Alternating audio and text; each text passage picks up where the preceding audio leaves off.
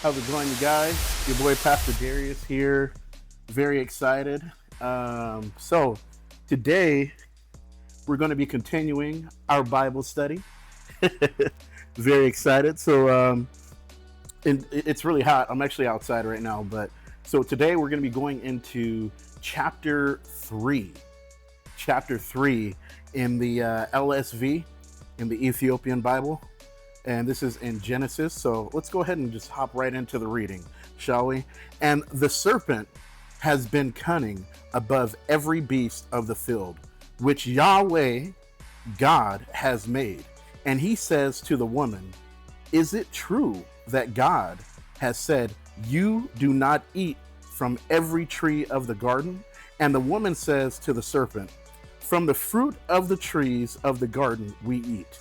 But from the fruit of the tree which is in the midst of the garden, God has said, you do not eat of it, nor touch it, lest you die.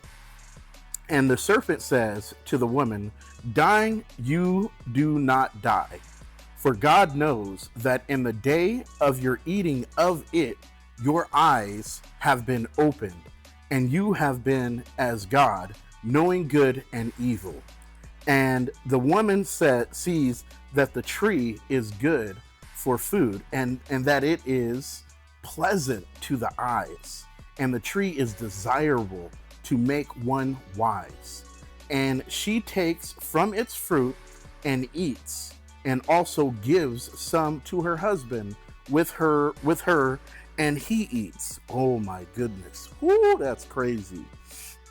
And the eyes of them both are opened, and they know that they are naked, and they sew fig leaves and make girdles for themselves, and they hear the sound of Yahweh God walking up and down in the garden at the breeze of the day.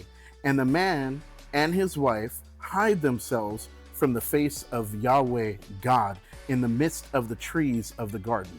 And Yahweh God calls to the man and says to him, where are you? And he says, I have heard your sound in the garden, and I am afraid, for I am naked, and I hide myself. And he says, who has declared to you that you are naked? Have you eaten from the tree of which I commanded you not to eat? It's so interesting, right? Because God questioned the man. He didn't go to the woman, because the fact is that the man is supposed to be at the head of the house, right? The commandment was given to the man. It wasn't given to the woman. The man was supposed to take responsibility, and he should have denied the woman. When he found out that she was eating the fruit, he should have rebuked her. You hear what I'm saying? But he didn't. Anyway, let's hop back in there, all right? Blah, blah, blah, myself, and he says, who have declared to thee? And the man says, the woman who you placed, have you not eat? And then he said, and the man says, the woman who you placed with me, she has given to me from the tree, and I eat.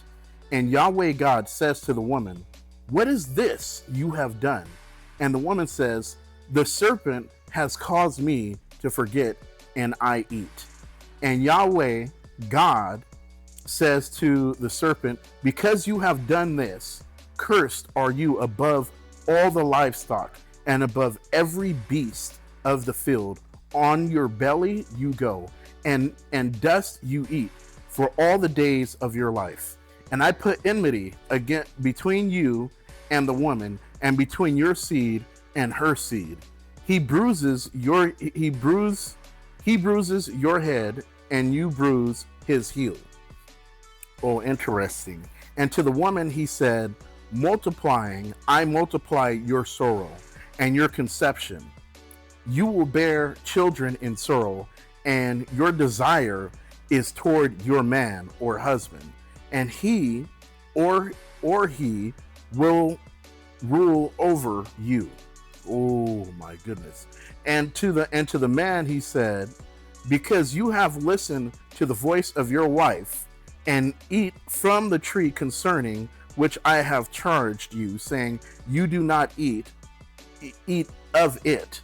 Cursed is the ground of your account, in sorrow you eat of it for all the days of your life. Now, I want to pause here for a second. And what I want to look at is, I want to look at this scripture here where it says, because you have listened to the voice of your wife. Now, my question, because there was no priest to create this so-called marriage, right? But here it says, this is the literal standard version, right? This is 100% literal. It doesn't say his girlfriend. It doesn't say, the woman who, you know what I'm saying? Like, it says his wife. So my question for you guys is, who determines marriage?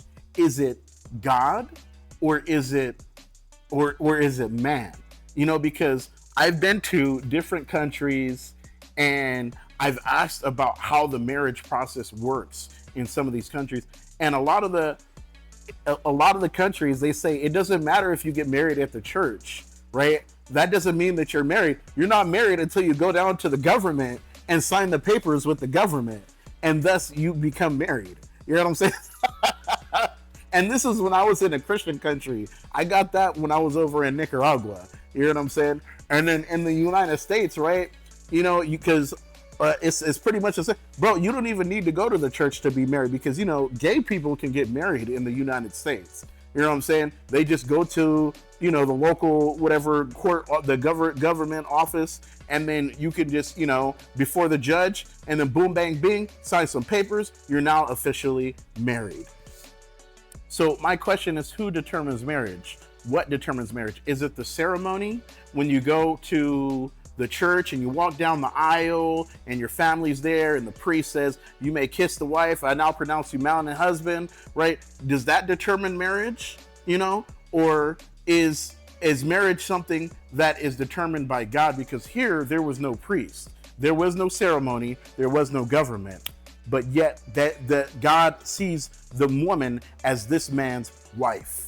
You know what I'm saying? So maybe you guys can go talk to your local priests or pastors or whoever and find out what you post in the comments. Let me know what you believe to be considered marriage. So anyway, let's go ahead and continue reading, huh? And it brings forth thorn and bramble for you, and you have eaten the herb of the field. Hold on, let me go back right here. All right, we're going to start back. And to the man he said, because you have listened to the voice of your wife, and eat from the tree concerning which I have charged you, saying, you do not eat of it. Cursed is the ground on your account. In sorrow you eat of it for all the days of your life. And it brings forth thorn and bramble for you, and you have eaten the herb of the field. By the sweat of your face, as I wipe my face, by the sweat of your face, you eat bread until you return to the ground. For you have been taken out of it, for dust you are, and to dust you return. And the man calls his wife's name Eve, and she has been mother of all living. And Yahweh God makes coats of skin for the man and his wife, and clothes them. And Yahweh God says, behold, the man was as one of us, as to knowledge of good and evil. And now, lest he send forth his hand, and has also taken from the tree of life, and eaten and lived for all time. Yahweh God sends him forth from the Garden of Eden to serve the ground from which he has been taken. Indeed, he casts out the man, and causes the cherubim to dwell at the east of the garden. The cherubim are the holy angels. That's one of the it's one of the orders of the angels. So there's different orders, cherubim, seraphim, they got different orders of angels. Anyway, we're going to continue on. The Garden of Eden, with the sword of the flame swirling around to guard the way of the tree of life. You guys, I hope that for somebody who's reading this, right, they can understand the importance of, heeding to the instructions that God gives to you. There are things that we are supposed to partake in, and there are things that we're not supposed to partake in. But the goal is to understand what those things are, right? I know that there's huge arguments going on between, different churches. You got the Mormons, you got the Pentecostals, you got the Baptists, you got the Catholics. You know what I'm saying? You got all these different churches, and then you got the and then you got the the Jewish faith, right? And everybody has their own perspective of how things are supposed to be done inside the church. So, my question is, because the new age believe that we are no longer bound by the law, right? And the law, which was written in the Torah, right? That's what the Jews read from, right? The law of Moses, right? The 10 Commandments, right? A lot of people believe that we're still bound by those laws. But yet in the new age, it is said that we are no longer bound by the law, because Jesus said, I remember in the old New Testament, one of the disciples came to Jesus, somebody came, what is the greatest law? And Jesus said, there's two things: honor God above all else. Honor God above all. Number two was love thy neighbor as thyself. You know what I'm saying? Those two things were the main two things that were the most important, right? So this is new age. That's what they say. So we're no longer bound by the 10 Commandments. You guys go in the comments, post, let me know what you think. Are we bound by the 10 Commandments, or are we not bound by the 10 Commandments? You guys, thank you for tapping in. It's your boy, Pastor Darius. Hope you guys enjoyed this Bible study. Let's go in the comments and let's start a conversation. Catch you guys on the next one. Peace.